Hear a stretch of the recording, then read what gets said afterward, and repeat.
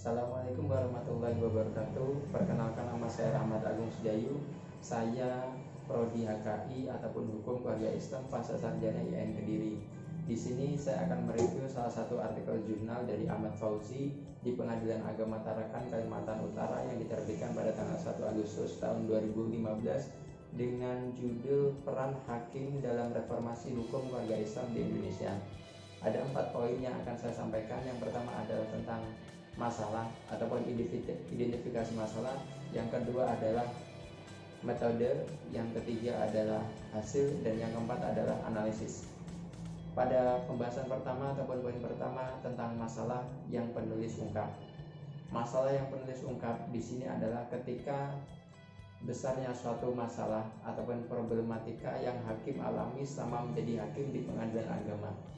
Hal tersebut termuka ataupun berawal dari adanya suatu peraturan perundang-undangan yang memang di situ membatasi putusan hakim.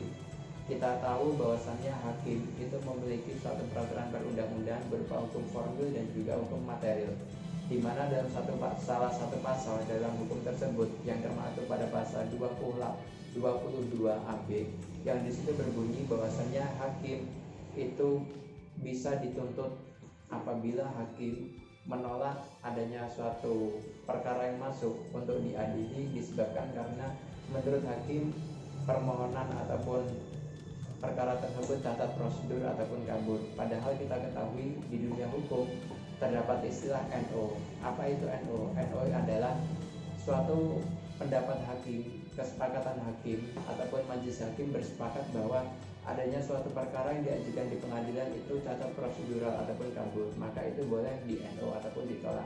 Tapi nyata-nyatanya dalam praktik ataupun realita yang ada, hakim sering menggunakan metode tersebut ataupun NO.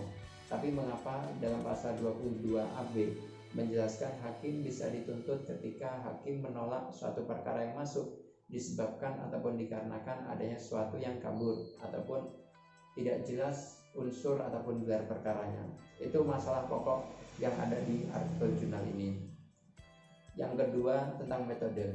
Berdasarkan pengamatan saya, metode yang digunakan oleh penulis adalah metode deskriptif analisis, di mana deskriptif analisis merupakan suatu pendekatan yang dengan caranya itu menggunakan kajian pencarian masalah ataupun identifikasi masalah yang ada pada saat itu, yaitu tanggal 1 Agustus 2015.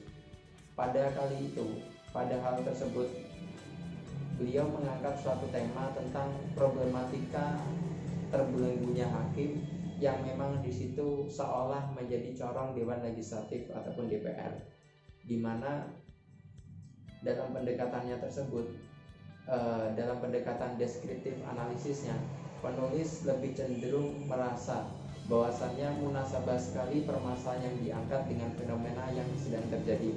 Untuk itu penulis menggunakan metode deskriptif analisis yang dalam kesimpulannya itu merupakan hasil dari temuan penelitian.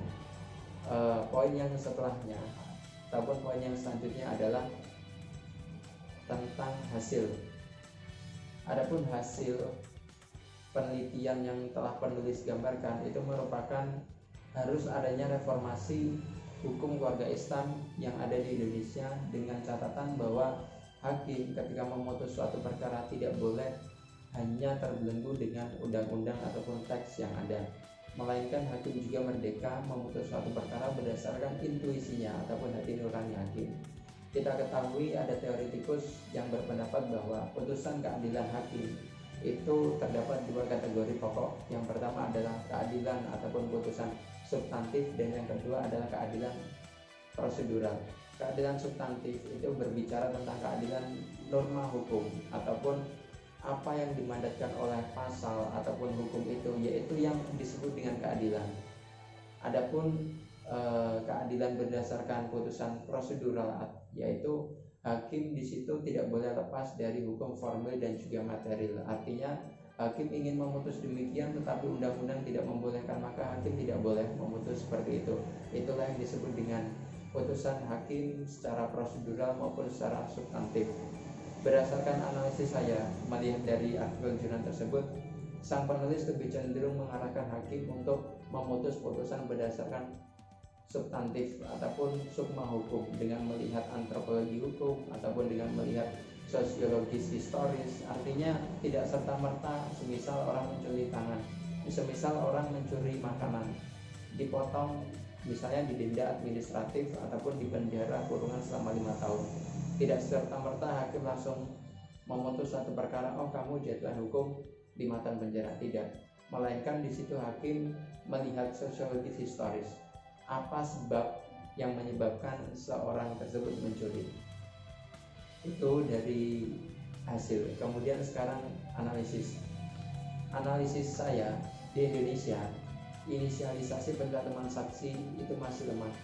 Artinya hukum itu diciptakan tujuannya untuk mencari keadilan bagi mereka yang membutuhkan ataupun untuk mensejahterakan masyarakat. Namun dalam praktiknya, pelanggaran jamaah hukum yang harus menjadi perhatian Dewan Legislatif belum juga tuntas. Artinya banyak hukum positif dan juga hukum perdata Islam yang masih kontradiksi, banyak yang berbenturan, hingga akhirnya banyak uji materi yang diajukan ke Mahkamah Konstitusi yang disebut sebagai judicial review, di mana judicial review adalah adanya suatu pasal yang memang di situ ternyata tidak relevan dengan zaman sekarang. Ada kaidah fikih yang mengatakan tahlil akam bitahlil awal wa azminah. Perubahan suatu hukum itu berdasarkan ahwal dan juga azminah, keadaan dan juga waktu. Terbukti pada UUP, Undang-Undang Perkawinan, pada pasal 1 tahun 1974 itu sampai sekarang tetap digunakan. Namun ada pasal yang di situ sering diperbaharui, yaitu pasal tentang pembolehan pernikahan. Pasal pembolehan pernikahan itu banyak ataupun sering dijumpai suatu perubahan tentang pembatasan usia dini. Dulu 16 musuh 19, kemudian 21 musuh 19, dan yang sekarang terbaru 19 musuh 19. Untuk itu tetap melihat dari hukum responsif ataupun hukum yang mengacu kepada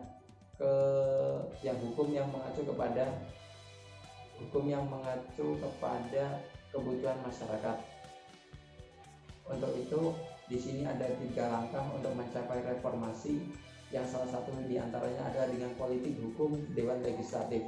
Mengapa demikian? Karena dengan Dewan Legislatif inilah suatu perundang-undangan itu dapat dicabut, dihapus ataupun dibatalkan sesuai dengan mandat undang-undang yang ada. Artinya tetap harus menyesuaikan zaman dan juga kebutuhan masyarakat. Yang kedua, dengan adanya pengkajian secara ilmiah, baik itu cendekiawan muslim ataupun akademisi. Artinya tetap harus spesifikasinya kepada hukum perdata Islam. Tidak bisa hukum perdata murni kemudian dia menggali hukum perdata Islam yang nanti akhirnya akan tetap prosedural ataupun adanya ketimpangan dari hasil undang-undang itu sendiri. Kemudian yang ketiga, melalui keputusan hakim. Mengapa demikian? Karena banyak masyarakat kecil, masyarakat yang ingin mencari keadilan hanya bergantung kepada putusan hakim. Mereka banyak berdoa, ya Allah mudah-mudahan si hakim mengabulkan permohonanku. Tapi dalam prakteknya banyak hakim yang menolak KPN ataupun NO. Banyak hakim juga yang membatalkan ataupun mencabut dan lain-lain. Untuk itu dalam hasil analisis saya perlu adanya suatu reformasi khususnya bagi hukum keluarga Islam yang ada di Indonesia agar selaras ataupun munasabah antara hukum perdata Islam dan juga hukum positif perdata yang saat ini masih menganut pada hukum BW ataupun Belanda. Mungkin cukup sekian review dari saya. Saya akhiri wabillahi taufiq wal hidayah. Wassalamualaikum warahmatullahi wabarakatuh.